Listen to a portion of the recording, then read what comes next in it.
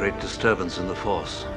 I can feel your anger. Stretch your feelings. Stretch out with your feelings. Reach out with your feelings. Use your aggressive feeling. Feel, don't think. Reach out. I did feel something. You've taken your first step into a larger world. Welcome to Feeling the Force. I am your host, Alex. And I'm your other host, Sarah, and welcome to Season 3. We're really excited to kick off this season, dive into a totally new core emotion. If this is your first time joining us, we are a Star Wars podcast that looks at the main Skywalker saga through the core emotions that are out there. So think Inside Out. Our main characters in Inside Out are roughly the core emotions. And this season, we're going to give it a try, is all about disgust. And before we jump into that, we've had our summer break. What have we been up to over the break? How have you been doing, Sarah? Yeah, summer's been pretty good. It's been really chill, relaxing, which, an ideal summer, you do that. We've done some camping. We've done some hanging out with friends. We've been fortunate that it's not been a complete heat wave all summer, which has been really nice. But I'm honestly kind of ready to turn the page. I am all about Halloween. So, I'm already starting to think about Halloween. What have we done that's related to the podcast, Sarah? That we have watched Acolyte and have a bonus episode for Acolyte. That has already come out, yes, and that was really fun. We really liked the Acolyte. But what else did we do just recently? We saw Inside Out 2. There we go. And what did you think? Okay, I was just like, what are you trying to get me to say? I really liked Inside Out 2. I cried. It resonated with me quite a bit in the places that they went and how they represented things, and it really, really resonated with me. And honestly, the only part of the movie I didn't like is how, minor spoiler alert, how Riley, in order to fit in with the friends, just accepts that she's from Michigan instead of Minnesota. And as a Minnesotan, I got at that. Because, no, I'm Minnesotan. I would correct people. But again, that is the smallest of smallest things ever. That was my only critique of the movie. Okay. I did not like it as much as Sarah enjoyed it. I did not think I don't think there was anything really wrong with it. I just, I laughed and I had a pleasant experience. But I know it is absolutely not aimed at me. Riley is a female character, and I relate a little bit to that. I can relate to kids and stuff like that. So I think it was very important, and it's really cool how it depicts anxiety, puberty, that kind of stuff. I would guess my biggest complaint of a big reason why it was not my huge jam is that it took place over 3 days. And so puberty happened over 3 days, and I'm like, that doesn't happen. But again, minor critique. I thought it was really well done. They at the demographic it was aimed at did really well, and I think they hit people who weren't in the demographic, as I think Sarah can attest to, because she's not a 10-year-old. But No, but I mean, I was once a teenage girl, and so there was a lot of that resonated with me, and I really connected with. And yeah, I like how they portrayed the characters. The new batch of characters. Really, the only one that I kind of questioned or I didn't connect with was Envy of the new characters, but I still thought that she was kind of cute. But yeah, anxiety, man. Oh, anxiety. yeah, that's a big one. So we are not going to add those emotions into our podcast. We've got enough to go on with our just core emotions, but we wanted to bring that up because we have talked about Inside Out quite a bit here, and I guess I wanted to bring it up because Sarah kind of forgot about it, I guess. But I wanted to bring that up and have that discussion because, yeah. And also Star Wars fans, guess what? Did I love the movie? No. Is it the worst thing ever? No. Do I have to yuck on everyone's yum? No. Everybody enjoy what you want to enjoy. Have fun. But anyway, let's move on to our wonderful Disgust. Okay, yes. So this episode is dedicated to introducing Disgust and kind of how we're going to be looking at things throughout the season and what to keep in mind. So this more or less is a little bit of the Sarah show because I took psychology classes in college. I did too. Yeah, but it was my major. So that means I get to pull rank on this. There we go. You don't just say, I took psychology classes, though. Yes, that was my major. So I am the honorary explainer of emotions in this case. By no means am I an expert, but here we go. As I have proven many times. Off mic. Alrighty. Okay, so disgust. I want to clear some air right off the bat. And Alex is going to start strutting like a rooster here. So if you've been with us through our season on anger, there was a couple of times, specifically in the sequel trilogy, where Alex and I got into a bit of a debate about, is this anger or is this disgust? Sarah often telling me that disgust and anger are different. Yes. Well, according to some emotional theorists, they are. But according to other emotional theorists and other theories of emotions, they are not. There are some theories of emotion out there that support 4 core emotions. And in that case, anger and disgust are grouped together. So you have in those theories with 4 core emotions, there's anger, fear, joy, and sadness. And so that anger and disgust get lumped together. So we're both right? I don't think so. I think I'm still right because my big thing is I agree that disgust can be separate from anger. I don't disagree with that, but the times that I would bring up something and you'd be like, that's disgust, and I'd be like, I don't think so. I think that's anger. Like, there's an angry disgust. There's a difference between, like, that is disgusting. That is a gross food. I don't want that. Versus, like, I am disgusted at your behavior.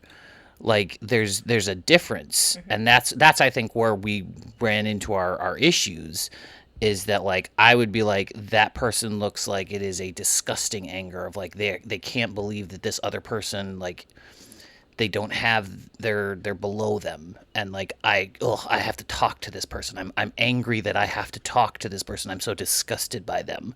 That's where I got my, I think, anger and stuff like that. And you were just like, that's disgust. That's totally separate. And so, like, this is where I think disgust in particular is one that, like, it is kind of a connected emotion to different things. So, like, it's not, I don't, that's where I will say I struggle a little bit in, like, Inside Out and stuff, of, like, disgust as its own emotion. Because I'm like, I'm pretty sure it's, like, connected to other things. So, like, I think it is an emotion, but I'm like, I think it's one of those, like, it's a mural or, like, a mixture of colors kind of thing.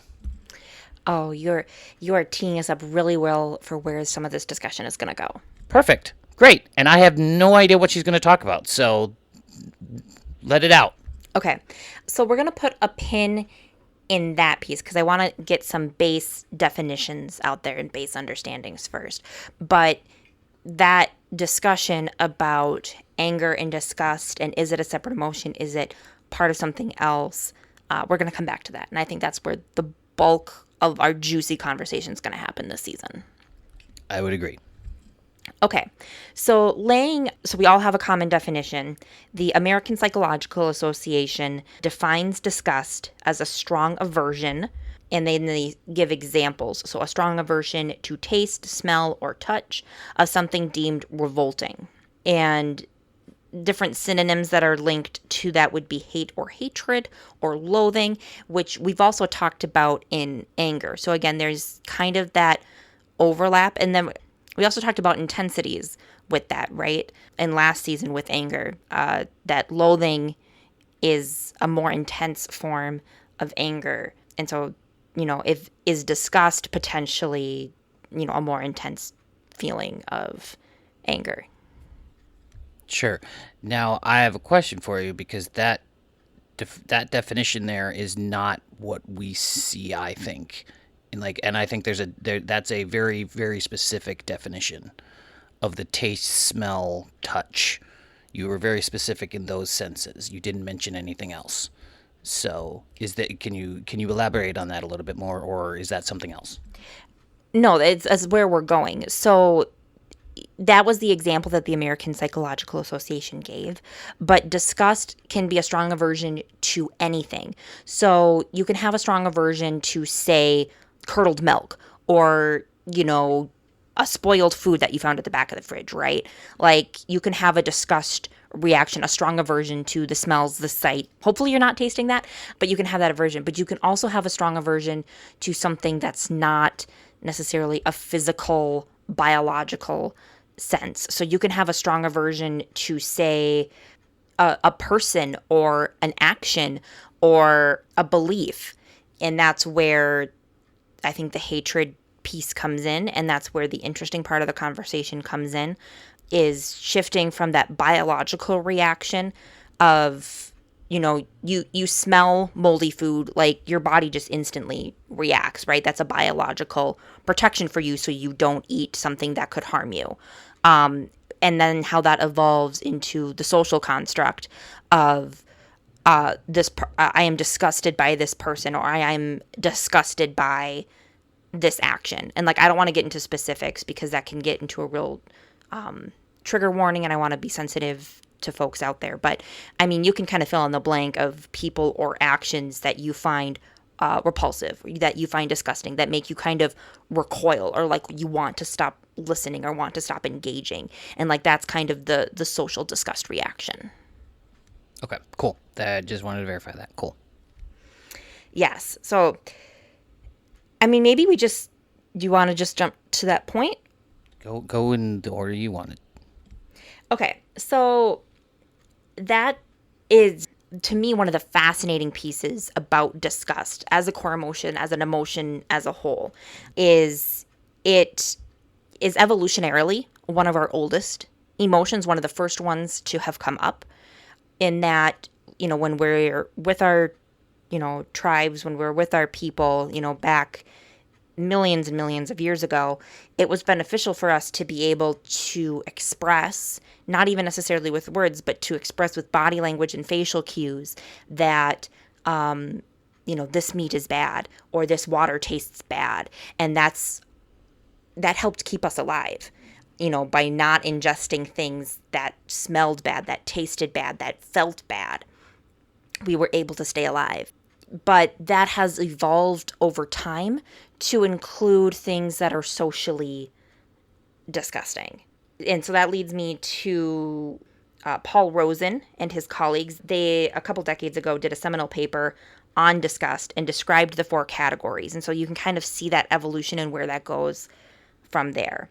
So there's core disgust, which, again, you're smelling something foul, you're tasting something foul. There's animal nature disgust. So that's anything that reminds us of our mortal nature. So that's like seeing a dog poop, or watching something die, or seeing a dead animal on the side of the road. There's that type of disgust that reminds us of our own mortality. There's the interpersonal disgust. So people feel uncomfortable wearing clothes that have been used by another person, especially if that person was immoral in some way, or you find out that the person has died. Even if they didn't necessarily die in those clothes, there's some people that are put off by knowing that this blazer belongs to a person who's now dead. So there's that piece. And then there's moral disgust. And that gets into a little bit more of a religious element, because that's kind of like the divine code. So, if you're looking at the 10 Commandments, thou shalt not steal, thou shalt not kill. If you see someone stealing or killing, that kind of triggers those reactions because of this strong moral code that you have.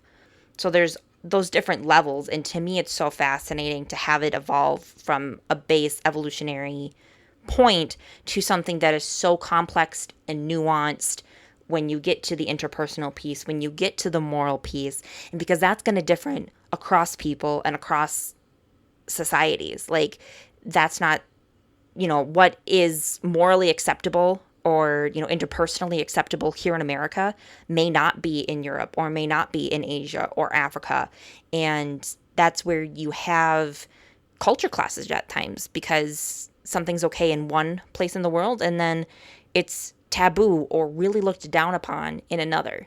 So that makes sense. So in the research that Paul did it specifically mention like the religious morality and disgust, or is that you adding like the where that might have come from? Because I know there's the religious morality, and that might be where most of it came from. But like I know there's a lot of people now that are not necessarily like religious, but still have like their own moral code of like it's not just the religion that has done that, or like maybe it started it, but it is not that anymore. So did they mention the actual religious piece of it? In their research, it doesn't talk about any one specific religion or that it necessarily has to come out of a religious space, but it's anything that, guide your morals or guide your principles in your life. So it's like your core beliefs. If something violates your core beliefs, you're going to have a visceral or disgust reaction to that. Okay, cool. Yeah. So there's ongoing debate in the scientific community as to whether these forms of interpersonal and social disgust are learned and cultural specific, or if they exist in some kind of sense across cultures.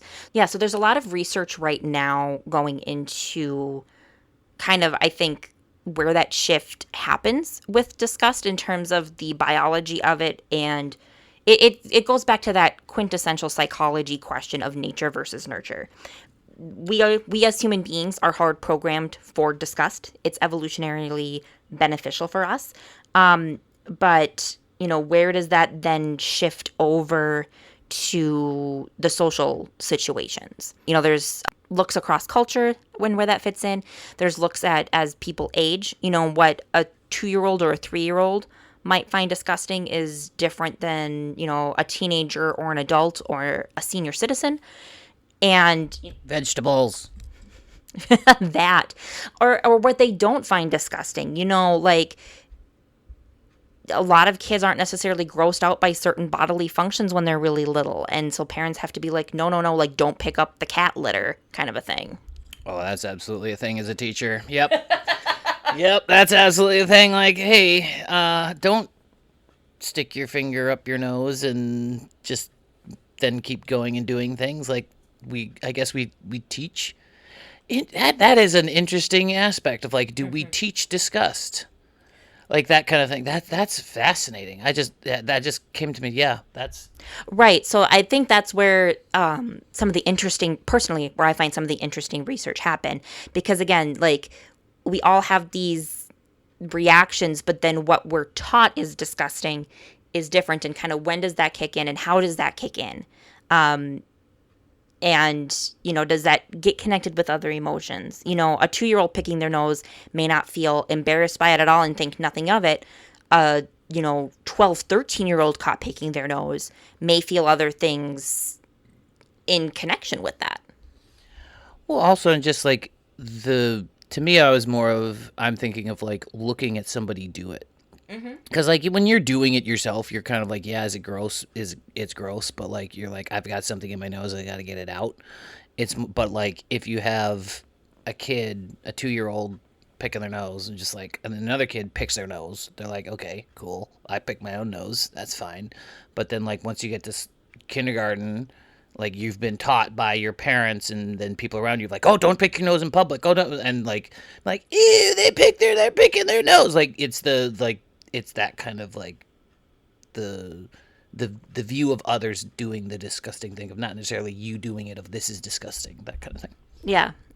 And then there's also, research going on as to like, when does the social situation change over from being, acceptable to this is kind of weird to disgust. And one of the examples that they gave, or that has come up quite a bit in the research that I did prepping for this episode, which I find interesting because there's overlap with like superstition in this too, of like buying a wedding ring secondhand, knowing that the previous owner is selling it because of a divorce.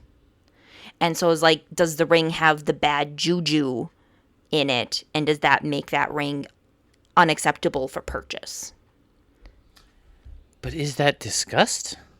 I mean, that's what some of the research is looking at. Is that disgust? Is that something that we've built up to? But I mean, there's some kind of emotional reaction, and that's what the psychologists are studying. Like if if someone is purchasing a ring and not knowing anything about it, they're going to have a different reaction to if they're purchasing that same ring, but have some background as to how it's being sold. You know, maybe the previous person has passed on. Maybe that ring is because of a divorce. And so, like, you bring a different emotion to that, and that may impact with your decision to purchase that ring or not. So that's some of the research that's going on more recently here with Disgust. Okay, because with my little knowledge, that to me doesn't sound like disgust. That sounds more of like fear of like cursing your own marriage or that kind of stuff. That to me that sounds like a different emotion. But that's I don't know anything. You know things, just not about this. But it is so. Yeah, I think fear may have something in that particular situation. Again, I might be getting caught in the weeds on that. Right. But there's other examples too of like, oh, this is maybe a little bit more relevant, but like knowing a person died in a house, do you purchase the house? Do you see that as disgusting? Or like having the bad energy connected with that? That's a little bit closer to the disgust realm. See, as you say that, that's fascinating because I'm like, to me, there's two different levels of it because there's the level of there's the bad stuff going on in the house, and that to me isn't disgust. That's like I'm afraid of ghosts or whatnot. But then I do see that, like, I related, I guess, back to the more physical of like I am disgusted that like I'm sleeping in the room that a person died in. That so I questioned your initial statement on the like more physical like senses, but then I'm relating it back of like that's kind of how it feels of like if it's not an actual physical kind of response, then is it really disgust? But I'm like, is it more of like I am disgusted physically or like physically of like being in the same room with someone and stuff like that is a little different. But yeah, so interesting. Well, and it kind of goes to because the biological disgust, like that first disgust emotion that evolved in us, came out of a sense of cleanliness and dirtiness, right? Like this water is clean and safe to drink. This water, smells foul. It is foul tasting. It is not safe to drink.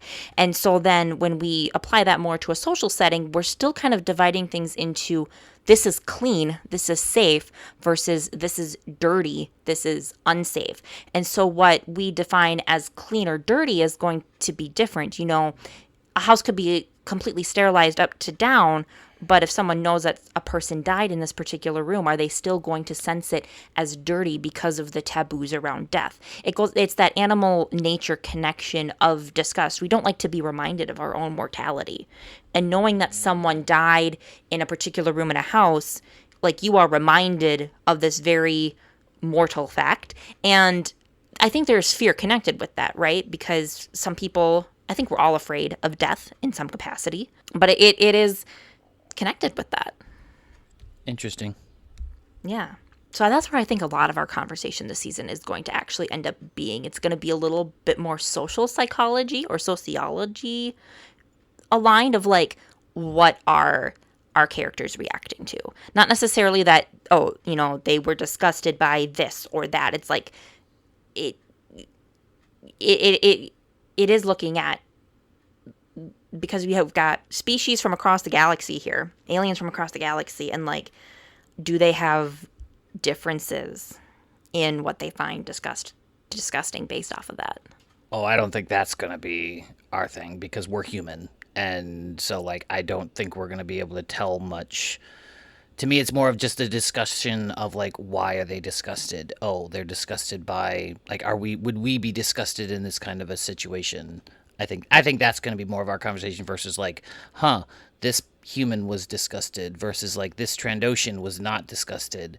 Why is that? Like, I don't think we'll have that much, but who knows? You could be right. We'll see. It didn't really click with me until I was doing the research before we get into, kind of looking at our different levels of disgust. One of the things that didn't really click with me is that intimacy lowers that threshold for disgust. And so the examples that are given, you think about a parent and either caring for an elderly parent, a person either caring for an elderly parent or a parent caring for their infant child. There's diapers. Right. Diapers, vomit, like bodily functions that, if you're encountering a random person, you may be disgusted to handle that, to clean them up, to take care of that. But because you are intimate with this person, you love this person, you clean up their mess. And I had never really thought about it that way, but it's very true. Yep. I mean, I've dealt with that as kids at school. I've had kids throw up in my classroom, and it's just kind of, I don't know if it's like an intimacy, like of love, or like I do care for my kids and stuff like that, but it was just like this shift, like a thing in your brain just shifts of like, all right, we're taking care of this, let's move. And then like I can process later what has happened and whether that was disgusting or not. But I don't know if that's connected, but that, yeah. Well, I mean, that's true too. Like you kind of think of like an EMT or a doctor responding. I hope doctors aren't necessarily squeamish, but you have an emergency response when something happens. And so you could definitely be going into that state of like emergency response. We got to take care of the pieces. But then like, again, if like you're at the mall or at a fair and you see someone randomly puke, you're not just going to instantly go over and start cleaning up like you do as a teacher. Right. Yeah, it's that familiarity. So the closer we are to someone, the more willing we are to engage in unclean behaviors, I guess. Alrighty. Anything else you want to say on that before? All right. No, I'm good. Okay. So now we're going to shift gears and go to Ekman and Plutchik. They're the main emotional theorists that we have been examining and using throughout our podcast. My boys. Yes. So we'll start with Ekman. So Paul Ekman says disgust contains both dislike and loathing. The intensity of these states vary, that we can feel a mild or a strong dislike, but we can only feel intense loathing. All states of disgust, which we'll get to here in a second, are triggered by the feeling that something is toxic or something is unclean, like we've talked about. Oh, I like that, because like toxic behavior can be disgusting. I like that phrasing, toxic. Yeah, no, definitely. If, there's plenty of toxic people out there and you can find them disgusting because of how they act and how they treat people. So going from the least intense to the most intense from Ekman's Atlas of Emotions, dislike is the lowest form, a preference against something. So, again, you're not completely against it, but you would just prefer not to either do it or see it. Then you have aversion, an impulse to avoid something disgusting. So that's, again, another step up. You want to not engage with it at all. Distaste is the reaction to a bad taste, smell, or idea. Repugnance is a strong distaste. And I found it interesting that in his Atlas of Emotions, Ekman talks that this is often for a concept or an idea. So a repugnance towards an idea versus necessarily a smell or a taste. Then from there you go to revulsion, which is a mixture of disgust and loathing. Abhorrence, a mixture of intense disgust and hatred. So again, we're coming back to these emotions can be really in line with each other or come up at the same time, which is why some theorists have put them in the same bucket. And then our most intense form of disgust is loathing, intense disgust focused on a person. So this is shout out to Wicked in that song, Loathing. Unadulterated loathing. I'm not going to sing anymore because I can't. But that's what that always makes me think of, is just can't stand to be in the room, can't stand to look at that person or that thing. That's so intense. So then when we experience disgust, there's a couple of different main actions that happen. We tend to withdraw or avoid. In a more biological sense, we will vomit, especially if that is a food or a smell trigger. Hopefully you don't vomit when someone you can't stand enters the room, but never know. Or what I find interesting is we can dehumanize or belittle. So if we find an idea repugnant or a person repugnant, we can dehumanize that person and, try to disassociate with that. See, that whole tiered system you just read, like two-thirds of that to me is anger. So this is where I now I'll strut with my as a rooster of because you got so mad at me. This is disgust. I'm like, it's the same. Right, but maybe it'll be helpful to think about it as, with anger, when we talked about that last season, you were blocked by something. You were blocked from your goal. You were blocked from doing something that you wanted to do. Whereas kind of in the more disgust realm, like, it is a judging anger. It is something, yeah, it's not like right on the tip of my tongue and I can't quite articulate it. But if you're disgusted by someone, they're not necessarily blocking you from doing anything. You just find their actions gross. Repugnant. Yeah, you find their actions gross. So, like, they're together, but that anger comes out differently, perhaps. We'll see. Okay. So then we'll switch over to Plutchik. So Plutchik's wheel, similar words to disgust are distrust and rejecting. Plutchik's wheel emotions are set up opposite from each other. So the opposite of disgust on his wheel is trust. And disgust is located between anger and sadness, which to me lines up just so perfectly with Master Yoda's quote of fear leads to anger, anger leads to hate being disgust here, and then hate leads to suffering, sadness. So I really liked that little Star Wars connection there. Plutchik says that distrust is telling you something is wrong and that your rules are violated. And disgust can help tell us something feels unsafe or wrong. So it can kind of gear you towards that fight or flight response. In our conversations already, we've talked a little bit about a fear response connected with disgust. And so that kind of tees that up. It puts you on alert that something's not right. The low-level form of disgust is boredom, drained, low energy, uninterested. It's telling you the potential for the situation is not being met. And it can help you refocus on what you can control in a situation. I'd never heard about it like that before. I disagree, but whatever. Yeah. I mean, I think a little bit of like a teenager and exhibiting that attitude. But I think we'll see if it comes up at all in Star Wars. I don't know if it will. But it's an interesting thought. And then you have disgust. And then Plutchik's highest level of disgust is loathing.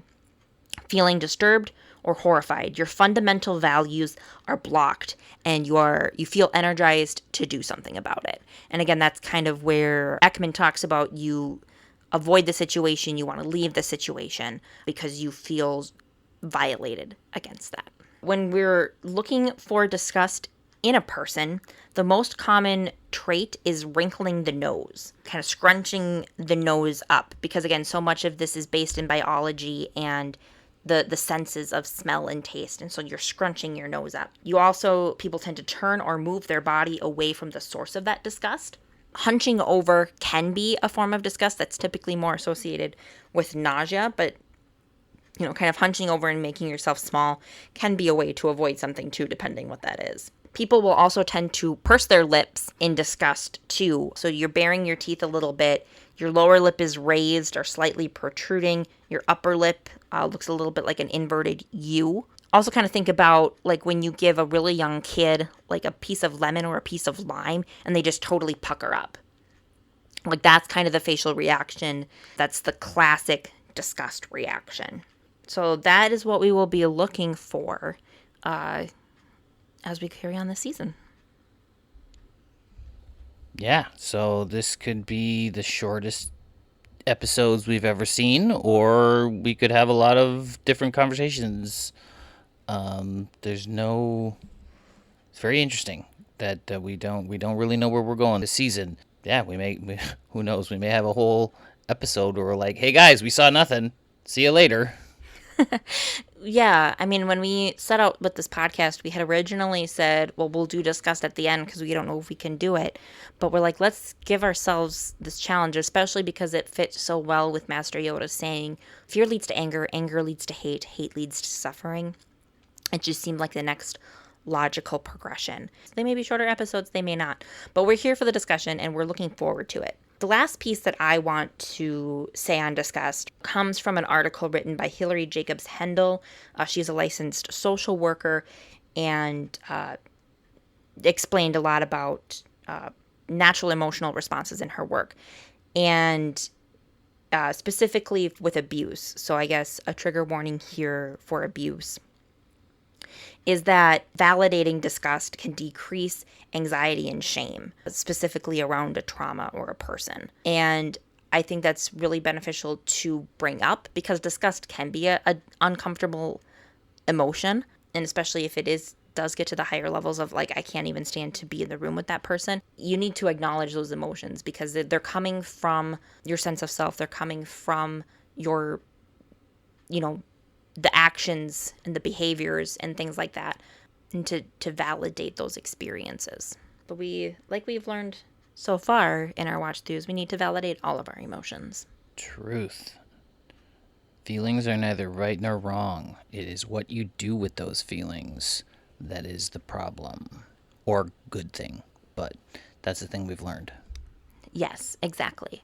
There's good and bad anger. There's good and bad sadness, which we haven't covered, but there's good and bad joy, all that kind of stuff.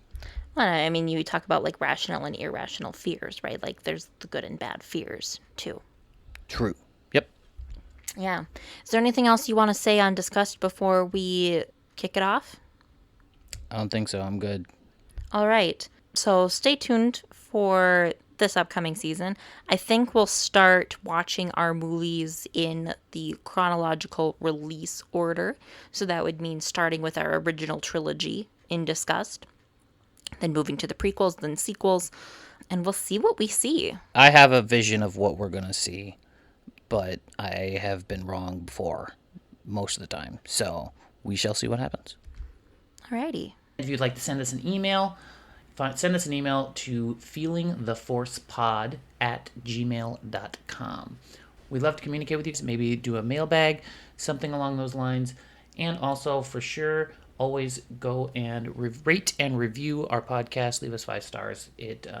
On whatever you podcast, listen to podcasts. It always helps get our voices out there and helps us grow.